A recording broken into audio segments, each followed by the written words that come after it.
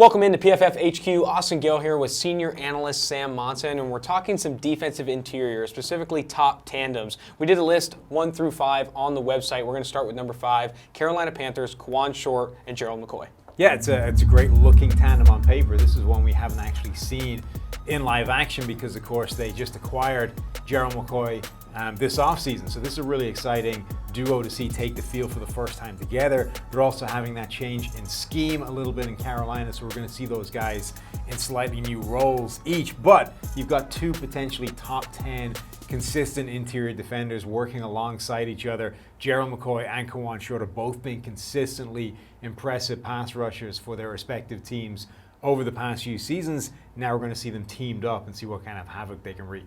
I want to talk more about Kawann Short. I know he was relatively high on the PFF 50, a guy that has excelled in our system, a guy I know you like. Talk to me about what he brings to the table specifically in this new scheme. Yeah, I think he's one of those guys who is kind of overlooked a little bit because of the very peak of those interior defenders. You know, you've got Aaron Donald, you got Fletcher Cox, and everybody beyond that kind of gets overlooked a little bit because those two are just so dominant right now. It's difficult to look beyond them. But Kawann Short in particular, K1 Short, I have to say. Oh. Our boss, Chris Collinsworth, he told me. K1 Short, really? K1 Short. Oh, wow. So he corrected me on that. So K1 Short, I'm going to get that right from now on in.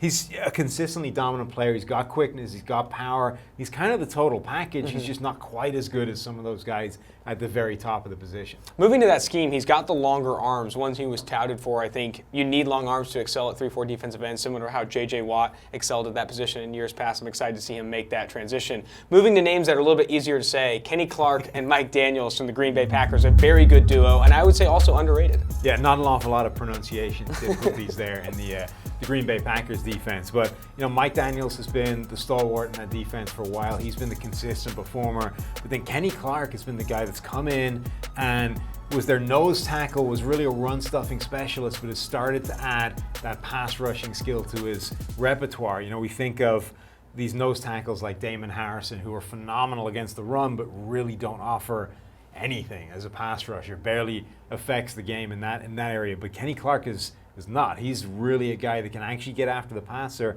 generate a significant amount of pressure himself, and is still getting better. I think that's the scary thing about this potential, or this duo, is that Kenny Clark is getting better year on year. Last season with a PFF grade above 90 and heading in the right direction. This duo could be even scarier in 2019. And Kenny Clark was a guy I know Mike Renner liked a lot coming out of UCLA, and we've seen studying pass rush, rushing the passer from a zero technique or shade on the center is much more difficult to garner that production you'd get from a traditional 3 technique or outside the edge. So seeing what Kenny Clark has done at that position is great. With Mike Daniels, a little bit longer in the tooth, coming off an injury. He was a cut candidate coming this offseason. Do you see him kind of getting back to form in 2019? Yeah, I hope so. I think there's enough talent there that we should see him be a consistent producer as well. Again, one of these players that isn't quite up there with the very best, but is a consistent top 10 interior pass rusher throughout his career. Absolutely. Moving to number 3, Pittsburgh Steelers, Stephon Tuitt and Cameron Hayward, 2 of the top interior defensive linemen in the NFL. Yeah, and then this is one of those defenses that's always been that 3-4 kind of scheme. So you're talking about guys that have that little bit of length, that are proven in that scheme, as opposed to the 4-3 system where you have those designated 3 techs, and even in the sub packages where you're talking about specific 3 technique pass rushing players. This 3-4 scheme has both those guys defending the run and able to rush the passer as well. And you know, Cameron Hayward, I think, is one of those more underrated players in the NFL, but Stephon Tuitt has elevated himself to being right up there with him. Absolutely. And inside of those guys, Javon Hargrave is a guy I wrote articles a couple times last year who is excelling. Maybe not fitting into that tandem, but that trio of interior defensive line talent is getting better. Going to number 2, the big names on this list, Fletcher Cox and Malik Jackson. Malik Jackson obviously not in the same area as Fletcher Cox, but because Cox is so dominant, you pair him with next to anybody, this is going to be a top duo in the NFL. Yeah, the top 2 duos in this list are basically absolute star players, and then anybody else you want to put next Exactly. to. Fletcher Cox has really, we were talking on the podcast recently, that Fletcher Cox is one of the most underrated players in the NFL, even though he's considered a Pro Bowler or an All-Pro, because you don't appreciate just how good he is right now because Aaron Donald is in the league. So Fletcher Cox automatically gets ignored, but his season last year in 2018 was the best season we've seen from any interior pass rusher outside of Aaron Donald. It's just that Donald is doing it every single year. You know, Fletcher Cox is playing at that kind of level, the best we've ever seen. It's just that it's not quite as good as Aaron Donald. And you pair him with a guy like Malik Jackson, who wasn't really able to elevate himself to be at that level himself, to be the guy, the pass rushing dominant force alone on a defense, but as a complementary piece next to Fletcher Cox, that could be a really impressive duo. I'm excited to see Malik Jackson paired with Fletcher Cox because I think in Jacksonville, though he kind of fell off from where he was with Denver, the grades kind of stayed put. I think he still played very well in Jacksonville. That defense maybe hid his production, but I think next to Fletcher Cox, this guy's going to get a ton of one-on-one matchups. You can see his production fly through the roof. Moving to the cream of the crop, Aaron Donald and Michael Brockers take number 1 on this list. Yeah, and here's the thing.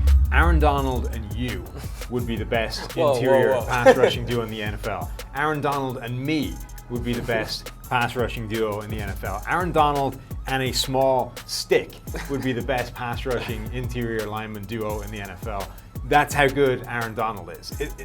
We're losing ways to articulate just how good Aaron Donald is. If you look at all the ways we've got to sum it up, whether it's total pressures, he's got the best numbers, whether it's pressure rate, whether it's win percentage, whether it's PFF grade, any way we slice the numbers, when we put those data points on a graph or we try and visualize them somewhere, Aaron Donald is always off on his own as an outlier that shouldn't exist, as an anomaly that you expect to revert to the mean, only he never does. That's just how ridiculously dominant he is. And Michael Brockers is a good player in his own right. He's a solid interior defender, a pretty good run defender, but the Rams being number 1 on this list is all about Aaron Donald. Aaron Donald paired with me, I think I get a lot of one-on-ones. You can see Definitely. me have a little bit of an impact, I'd say. Yeah. But again, Aaron Donald, you hit the nail on the head. We're running out of good things to say about this guy. He wins Defensive Player of the Year every year for us, pretty much. He's atop the PFF 101, the PFF 50.